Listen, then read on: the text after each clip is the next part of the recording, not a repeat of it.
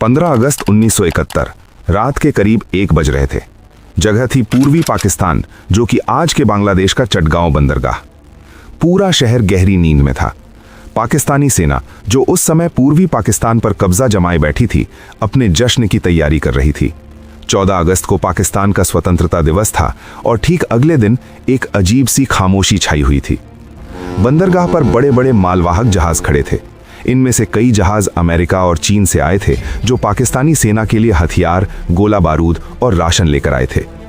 बंदरगाह की सुरक्षा इतनी कड़ी थी कि वहां एक परिंदा भी पर नहीं मार सकता था।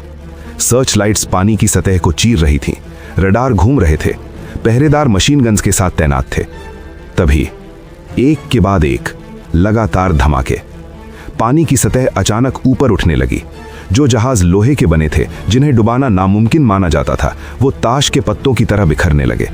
MV अल अब्बास जैसा विशाल जहाज, जिसमें हजारों टन विस्फोटक भरा था, बीच से टूट गया। पाकिस्तानी सेना में हड़कंप मच गया।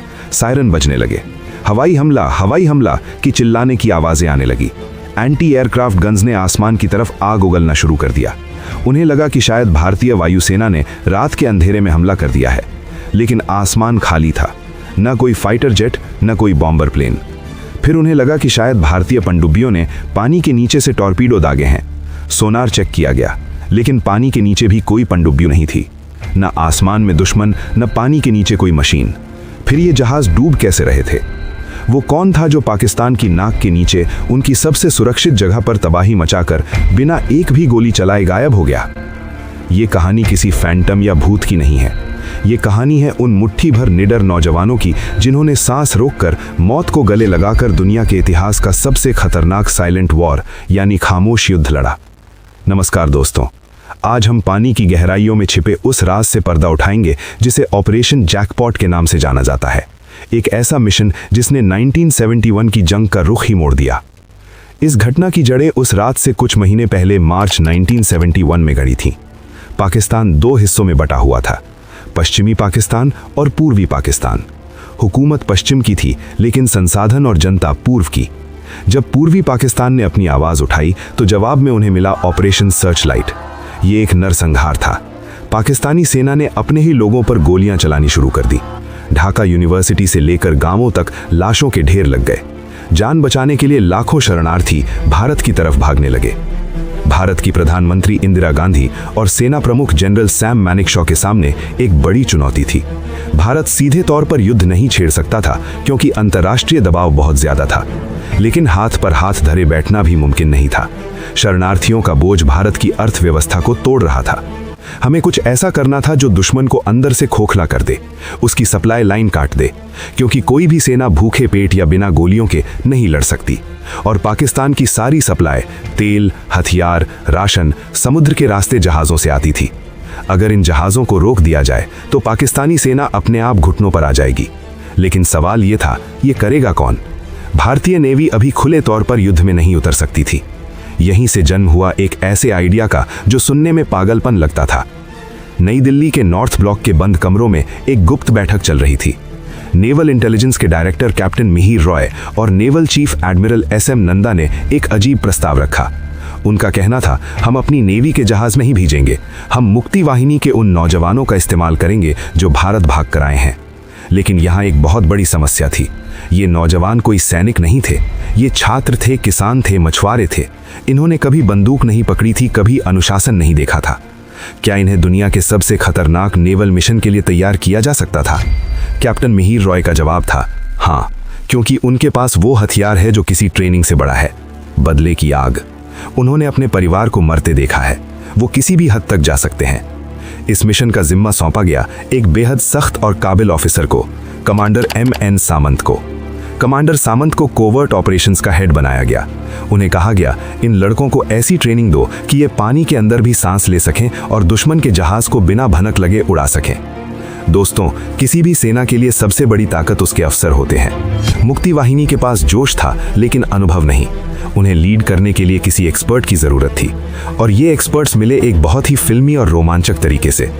मार्च 1971 में फ्रांस के टूलोन शहर में एक पाकिस्तानी पनडुब्बी PNS मैंग्रो खड़ी थी। इस पनडुब्बी के क्रू में कुछ बंगाली अफसर भी थे। जब उन्होंने रेडियो पर सुना कि उनके देश यानी पूर्वी पाकिस्तान में उनकी माँ बहनों के साथ क्या हो रहा है तो उनका खून खौल उठा। इनमें एक नाम था अब्दुल वाहिद चौधरी और उनके 7 साथियों ने एक बहुत बड़ा फैसला लिया।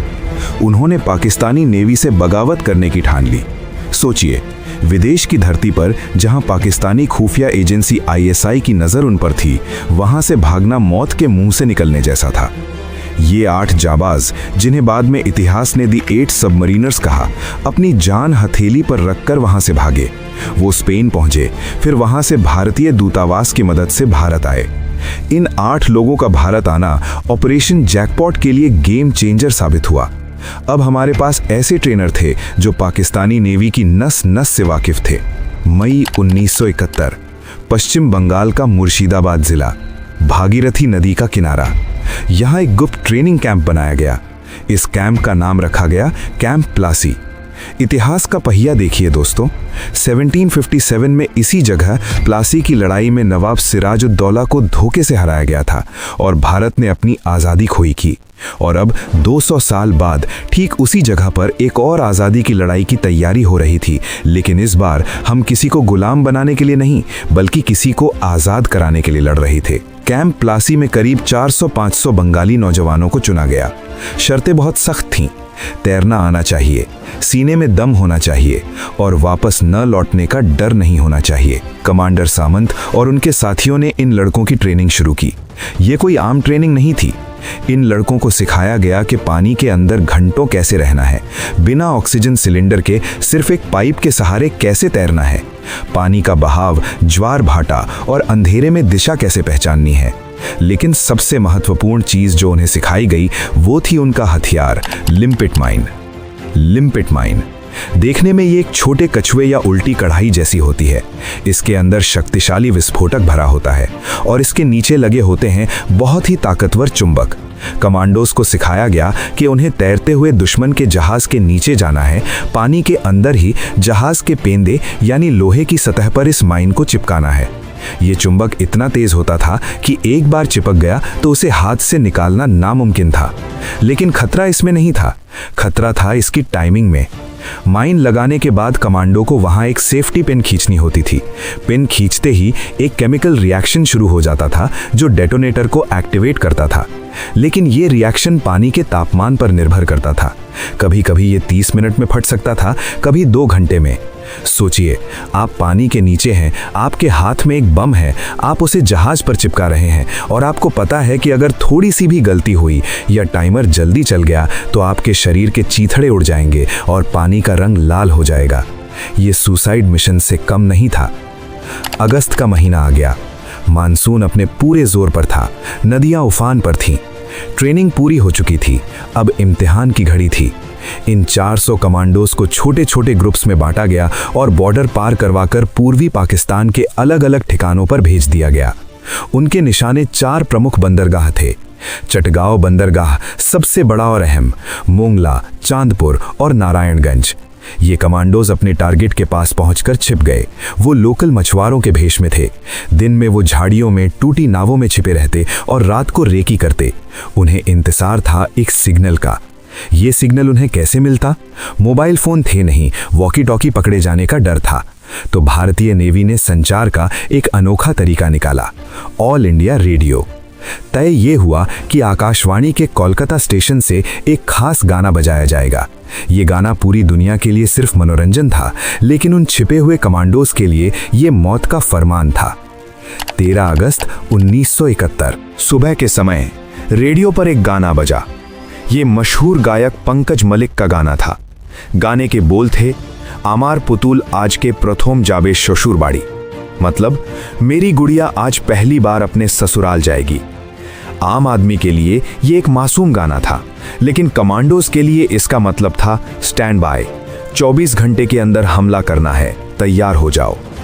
कमांडोज ने अपनी माइंस चेक की, अपने फिन्स और चाकू तैयार किए, आखिरी बार अपने साथियों को गले लगाया।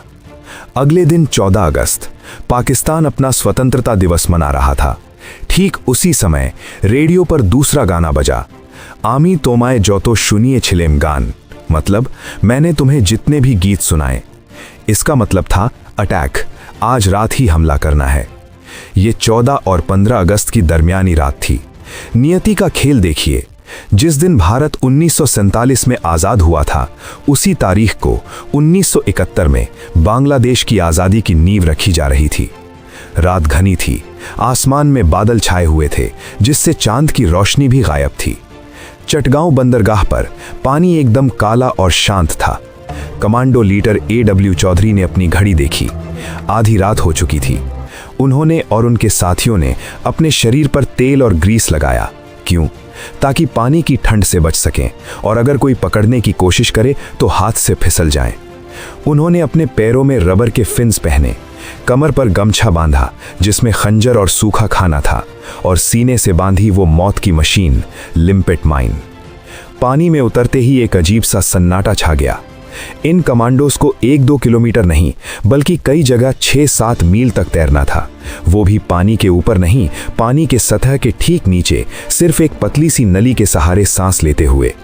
सबसे बड़ा खतरा था पाकिस्तानी गश्ती नौकाएं। वो रह रहकर पानी में सर्च लाइट मार रही थीं। जैसे ही लाइट आती, कमांडोज पानी के अंदर सांस रोककर नीचे चले जाते। अगर एक बुलबुला भी ऊपर आता तो ऊपर से गोलियों की बौछार हो सकती थी। उनके दिल की धड़कनें कानों में गूंज रही थीं। उन्हें जहाज़ों के प्रोपेलर की आवाज़ें सुनाई दे रही थीं। वो जहाज़ों के पास पहुंचे, विशालकाय जहाज़ जो ऊपर से लोहे के पहाड़ जैसे लग रहे थे। कमांडोज ने अपने चाकू से जहाज़ के पैंदे पर जमी काई को साफ किया। फिर क्लिक, लिम्पेट माइन को चुंबक से चिपका दिया। एक जहाज़ पर एक माइन काफ़ी नहीं थी, बड़े जहाज़ों पर 5-6 माइन्स लगाई गईं। हर माइन का टाइमर सेट किया गया 45 मिनट। अब उनके पास भागने के लिए सिर्फ 45 मिनट थे, और भागना भी उसी पानी के रास्ते था, तैरकर। थकान से बदन टूट रहा था, लेकिन रुकने का मतलब था मौत। रात के 1:40 हो रहे थे। कमांडो सुरक्षित दूरी पर पहुंचकर नदी के किनारे की झाड़ियों में छिप गए। वो भीगे हुए थे, कांप रहे थे, लेकिन उनकी नजरें बंदरगाह पर टिकी थीं। 1:45 AM पहला धमाका हुआ। बूम! आवाज इतनी तेज थी कि कई किलोमीटर दूर तक खिड़कियां हिल गईं। इससे पहले कि पाकिस्तानी संतरी कुछ समझ पाते, दूसरा धमाका, बूम! तीसरा, चौथा, पांचवां। अगले 30 मिनट तक चटगांव, मोंगला, चांदपुर और नारायणगंज के बंदरगाह धमाकों से गूंज रहे थे। जो जहाज कल तक पाकिस्तान का गुरूर थे, वो अब जलती हुई मशाल बनकर पानी में डूब रहे थे। MV अल अब्बास, MV ओरिएंट बार्ज, सब के सब तबाह हो गए। पानी में तेल फैल गया और उसमें आग लग गई। ऐसा लग रहा था जैसे नदी में आग बह रही है। पाकिस्तानी फौज पगला गई थी। वो अंधेरे में हर तरफ गोलियां चला रहे थे। उन्हें समझ ही नहीं आ रहा था कि दुश्मन कहां है।